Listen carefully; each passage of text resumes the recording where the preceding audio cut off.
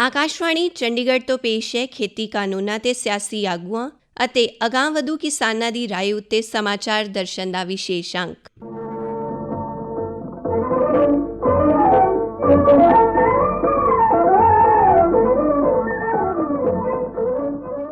ਅੱਜ ਦੇ ਅੰਕ ਵਿੱਚ ਸ਼ਾਮਲ ਹੈ ਪੰਜਾਬ ਬੀਜੇਪੀ ਦੇ ਪ੍ਰਧਾਨ ਅਸ਼ਵਨੀ ਸ਼ਰਮਾ ਨਾਲ ਗੱਲਬਾਤ, ਖੇਤੀ ਮਾਹਿਰਾਂ ਦੀ ਰਾਏ ਅਤੇ ਅਗਾਂਹਵਧੂ ਕਿਸਾਨਾਂ ਵੱਲੋਂ ਇਨ੍ਹਾਂ ਕਾਨੂੰਨਾਂ ਦੀ ਪੜਚੋਲ।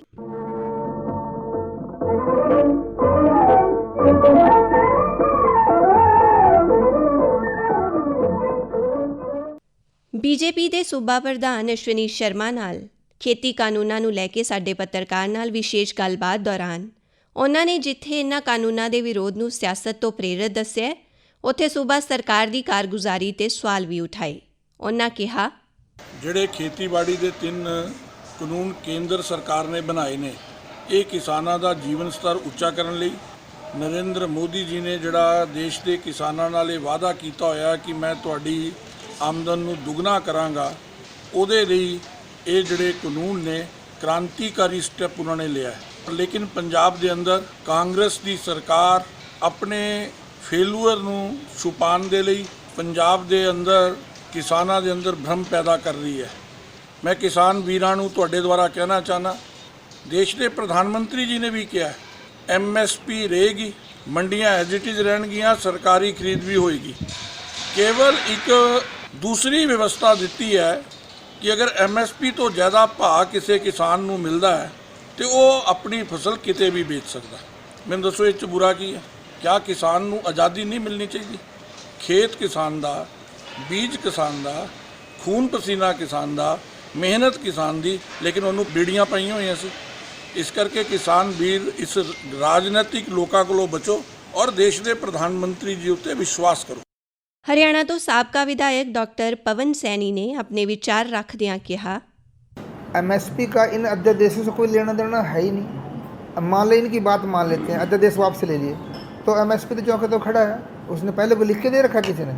इनकी सरकार रही या तो इन्होंने ऑर्डिनेंस बना रखा हो, कांग्रेस ने इतने साल राज किया, MSP का कोई ऑर्डिनेंस बना रखा है, उसका कोई कानून बना रखा हो और मोदी सरकार उसको निरस्त कर रही हो, फिर तो कह सकते हैं आपने हमारा जो MSP का जो कानून था आपने उसको रद्द कर दिया और अध्यादेश लेकर के आए। वो अलग संस्था है, वो अलग एजेंसी है और उसका इससे कोई लेना देना है ही नहीं। अगर दूसरे प्रदेश की बात कर रहे हो, लेकिन दूसरे प्रदेश का किसान अब वो मंडी में थोड़ी बेच पाएगा, क्योंकि मंडी में तो पोर्टल पे उसको देना पड़ेगा। MSP पे तो बिकेगा, अगर MSP से ज़्यादा उसका कहीं बिकता क्या दिक्कत है? मेरे किसान सुरक्षित है उसके MSP पे बिकने के लिए, क्योंकि मंडी में MSP पे बिकेगा।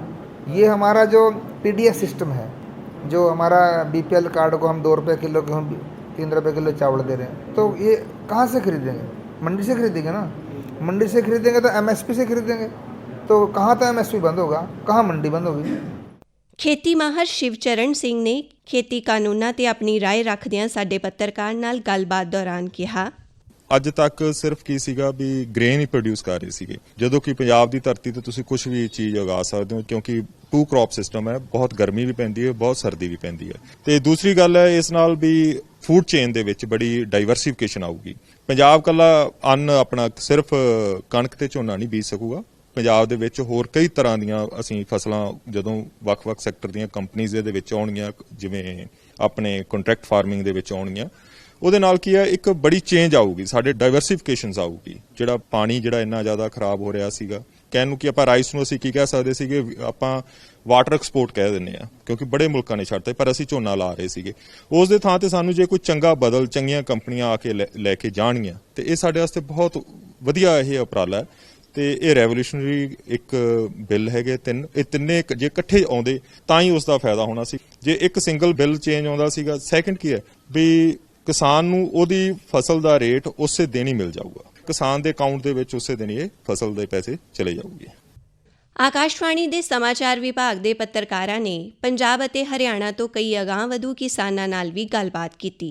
ਕਿਸਾਨ ਜਗਦੇਵ ਸਿੰਘ ਨੇ ਸਾਡੇ ਸ਼੍ਰੀ ਮੁਕਤਸਰ ਸਾਹਿਬ ਵਾਲੇ ਪੱਤਰਕਾਰ ਨੂੰ ਇਹਨਾਂ ਕਾਨੂੰਨਾਂ ਤੇ ਆਪਣੀ ਰਾਏ ਦਿੰਦਿਆਂ ਕਿਹਾ, ਇਹਨਾਂ ਨੇ ਕਿਹਾ ਵੀ MSP ਨਾ ਕਦੇ ਵੀ ਖਤਮ ਨਹੀਂ ਹੋਊਗੀ। ਦੂਜਾ ਸਭ ਤੋਂ ਵੱਡਾ ਭੁਲੇਖਾ ਸੀ ਮੰਡੀ ਦਾ ਜੀ, ਉਸ ਤਰ੍ਹਾਂ ਹੀ ਜਿਹੜੀ ਸਰਕਾਰੀ ਮੰਡੀ ਉਸ ਤਰ੍ਹਾਂ ਹੀ ਚਾਲੂ ਰਹੂਗੀ। ਜੇ ਕਿਸੇ ਨੇ ਪ੍ਰਾਈਵੇਟ ਮੰਡੀ 'ਚ ਆਪਦੀ ਫਸਲ ਵੇਚਣੀ ਹੈ ਤਾਂ ਉਹ ਪ੍ਰਾਈਵੇਟ 'ਚ ਵੇਚ ਸਕਦਾ, ਜਿਹਨੇ ਸਰਕਾਰੀ 'ਚ ਵੇਚਣੇ ਸਰਕਾਰੀ 'ਚ।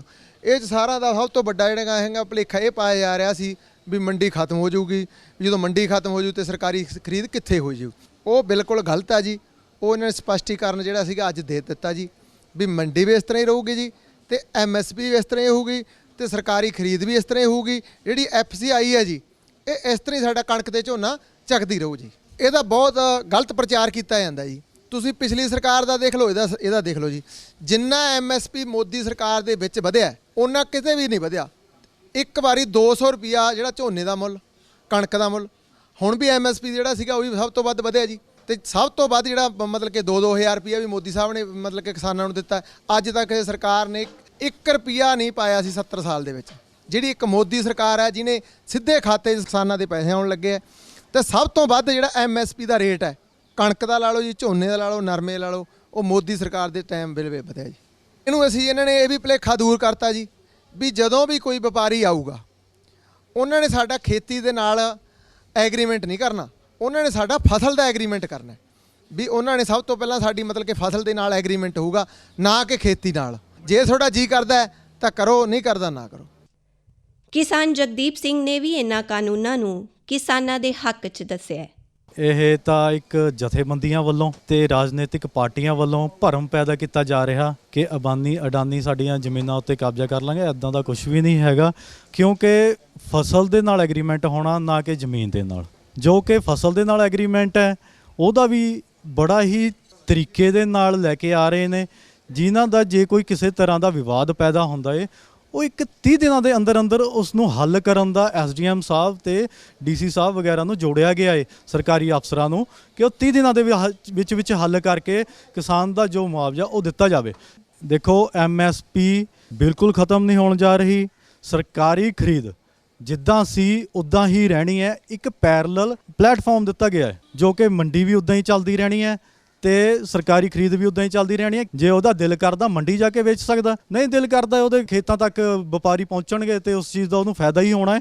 SAS ਨਗਰ ਜ਼ਿਲ੍ਹੇ ਦੇ ਪਿੰਡ ਝੰਜੇੜੀ ਤੋਂ ਕਿਸਾਨ ਨਰਿੰਦਰ ਸਿੰਘ ਨੇ ਮੁਹਾਲੀ ਤੋਂ ਸਾਡੇ ਪੱਤਰਕਾਰ ਕੋਲ ਆਪਣੀ ਰਾਏ ਰੱਖਦਿਆਂ ਕਿਹਾ, ਜਿਹੜੇ ਕਾਨੂੰਨ ਬਣੇ ਆ 3, ਇਹ ਪ੍ਰਧਾਨ ਮੰਤਰੀ ਜੀ ਦੇ ਬਹੁਤ ਹੀ ਵਧੀਆ ਮਤਲਬ ਕਾਨੂੰਨ ਬਣਾਏ ਆ ਸਾਡੇ ਕਿਸਾਨਾਂ ਵਾਸਤੇ, ਜਿਹੜੇ ਕਿ ਲੋਕਾਂ ਨੂੰ ਅਫਵਾਹਾਂ ਫੈਲਾਈ ਜਾ ਰਹੀਆਂ MSP ਖਤਮ ਹੋ ਜਾਏਗੀ। ਪ੍ਰਧਾਨ ਮੰਤਰੀ ਜੀ ਨੇ ਖੁਦ ਭਰੋਸਾ ਦਵਾਇਆ ਪੂਰੇ ਦੇਸ਼ ਨੂੰ ਕਿ MSP ਨਹੀਂ ਖਤਮ ਹੋਏਗੀ। ਅਸੀਂ ਪਰ ਆਪਣੀ ਫਸਲ ਨੂੰ ਵੱਧ ਮੁੱਲ ਤੇ ਵੇਚ ਸਕਦੇ ਆ, ਇਹ ਅੱਛੀ ਗੱਲ ਹੈ। ਤੇ ਨਾ ਹੀ ਕੋਈ ਮੰਡੀਆਂ ਖਤਮ ਹੋਣ ਜਾ ਰਹੀਆਂ ਹੈਗੀਆਂ। ਮੰਡੀਆਂ ਸੀਗੀਆਂ ਤੇ ਮੰਡੀਆਂ ਰਹਿਣਗੀਆਂ। ਤੇ MSP ਵੀ ਉਹਨਾਂ ਨੇ ਦੱਸਿਆ ਵੀ MSP ਹੈ ਤੇ MSP ਰਹੇਗੀ। ਜਿਹੜੇ ਇਹ ਤਿੰਨੋਂ ਕਾਨੂੰਨ ਰਾਸ਼ਟਰਪਤੀ ਜੀ ਨੇ ਮੋਹਰ ਲਾਈ ਹੈ, ਇਹਨਾਂ ਕਾਨੂੰਨਾਂ ਦੇ ਬਣਨ ਦੇ ਨਾਲ ਸਾਨੂੰ ਇੱਕ ਵਧੀਆ ਰੇਟ ਮਿਲੇਗਾ ਆਪਣੀ ਫਸਲ ਦਾ। ਇਹ ਜਿਹੜਾ ਜੋ ਕਿਸਾਨਾਂ ਦੇ ਵਿੱਚ ਅਨਰੈਸਟ ਲਾਈ ਜਾ ਰਹੀ ਹੈ, ਪੋਲੀਟੀਕਲ ਪਾਰਟੀਆਂ ਦੇ ਦੁਆਰਾ ਫੈਲਾਈ ਗਈ ਹੈ। ਅੱਜ ਦਾ ਕਿਸਾਨ ਸਮਝਦਾਰ ਹੈ, ਇਹਨਾਂ ਦੀ ਰੈਲੀਆਂ ਦੇ ਵਿੱਚ ਨਹੀਂ ਜਾ ਰਿਹਾ ਹੈਗਾ। ਇਹ ਸਿਰਫ ਪੋਲੀਟੀਕਲ ਪਾਰਟੀਆਂ, ਇਹਨਾਂ ਦੇ ਵਰਕਰ ਹੈ ਪਾਰਟੀਆਂ ਦੇ, ਇਹ ਮਤਲਬ ਮਾਹੌਲ ਖਰਾਬ ਕਰਨਾ ਚਾਹੁੰਦੇ ਆ ਪੰਜਾਬ ਦਾ। ਇਹਦਾ ਕੋਈ ਫਾਇਦਾ ਨਹੀਂ ਹੈਗਾ। ਇਹ ਤਾਂ ਕਾਨੂੰਨ ਬਹੁਤ ਵਧੀਆ ਕਾਨੂੰਨ। ਸਾਡੀ ਪੰਚਕੂਲਾ ਵਾਲੀ ਪੱਤਰਕਾਰ ਨੇ ਵੀ ਕਈ ਕਿਸਾਨਾਂ ਨਾਲ ਗੱਲਬਾਤ ਕੀਤੀ। ਹਰੀਪੁਰ ਤੋਂ ਕਿਸਾਨ ਧਰਮਪਾਲ ਰਾਣਾ ਨੇ ਇਨ੍ਹਾਂ ਕਾਨੂੰਨਾਂ ਬਾਰੇ ਕਿਹਾ, सरकार ने जो अध्यादेश लाए हैं किसानों के हक में है। जैसे किसान अपनी फसल बेचता था, उसका पेमेंट उसकी आड़ती के थ्रू आती थी, अब आड़ती को बीच में से निकाल के डायरेक्ट किसान के खाते में आ रही है। बहुत अच्छी योजना है सरकार की। ਪਿੰਡ ਬਟਵਾਲ ਤੋਂ ਕਿਸਾਨ ਰਾਮ ਗੋਪਾਲ ਸ਼ਰਮਾ ਨੇ ਕਿਹਾ, मैं इससे बहुत सहमत हूँ। इससे किसानों को बहुत खुशहाली आएगी। किसान अपनी फसल जहाँ भी मर्जी बेच सकता है, कोई किसान बंधक नहीं है इसका, ठीक है ना। ये तो हमारे किसानों को भड़काया जा रहा है, वो और ही लोग हैं। मैं भी किसान हूँ, इस कोई दिक्कत नहीं है। मैं अपनी फसल जैसे मर्जी बेच सकता हूँ, इसमें कोई चक्कर नहीं। ਪਿੰਡ ਬਾਗਵਾਲੀ ਤੋਂ ਕਿਸਾਨ ਪ੍ਰਦੀਪ ਕੁਮਾਰ ਨੇ ਆਪਣੀ ਗੱਲ ਰੱਖਦਿਆਂ ਕਿਹਾ, सरकार द्वारा जो 3 अध्यादेश लाए गए वो बिल्कुल किसानों के पक्ष में है और इससे किसानों को बहुत फ़ायदा होगा। जो किसान का ट्रांसपोर्ट का खर्चा पड़ता है वो बच जाएगा, क्योंकि कंपनियां आएंगी तो गांव से ही माल खरीदेंगी। और MSP है जो वो वैसे की वैसी रहेगी। अगर किसी को मंडी में ही अपना अनाज बेचना हो तो वो मंडी में बेच दे, नहीं तो कंपनियां हैं जो कंपनी ज़्यादा रेट लगाएगी हम उसको बेच देंगे। ਇਸ ਦੇ ਨਾਲ ਹੀ ਸਮਾਚਾਰ ਦਰਸ਼ਨ ਦਾ ਇਹ ਅੰਕ ਖਤਮ ਹੁੰਦਾ ਹੈ। ਪੇਸ਼ਕਸ਼ ਅਸ਼ਵਨੀ ਕੁਮਾਰ ਸ਼ਰਮਾ, ਵਾਚਿਕਾ ਰਤਿਕਾ, पेशकारी सहायक मुनीश तिमान।